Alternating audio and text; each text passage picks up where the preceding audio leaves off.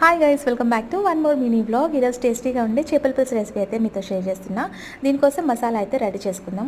First అయితే గసాల must and షుడ్గా ఉండాలి. చేపల పులుసులో గసాల, మెంతులు, జీలకర్ర, ఎండు కొబ్బరి, చింతపండు ఇవన్నీ నానబెట్టేసుకోవాలి. నెక్స్ట్ ఇక్కడ ఉల్లిపాయ పాతకాలం స్టైల్లో లాగా చేసిన కాబట్టి ఉల్లిపాయ కాల్చి అల్లం వెల్లుల్లి గసాల కాల్చిన ఉల్లిపాయ వేసి మిక్సీ పట్టేసుకోవాలి.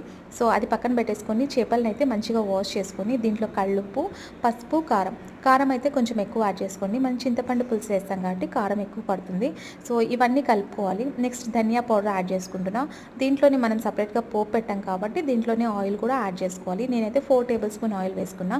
ఇదంతా వేసుకున్న తర్వాత మనం స్టార్టింగ్లో నానబెట్టుకున్నాం కదా, ఆ మసాలా ముద్ద అయితే వేసేసుకోవాలి. మంచిగా చేపలకంతా పట్టేలాగా కలుపుకోవాలి. నెక్స్ట్ చింతపండు పులుసు యాడ్ చేసుకొని ముక్కలు మునిగేంత వరకు వాటర్ పోసుకోవాలి. అంతే అండి, 15 మినిట్స్లో చేపల పులుసు టేస్టీగా రెడీ అయిపోతుంది. సో ఎలా ఉంది రెసిపీ కామెంట్ చేయండి. నచ్చితే లైక్ చేయడం మర్చిపోదండి. Thanks for watching.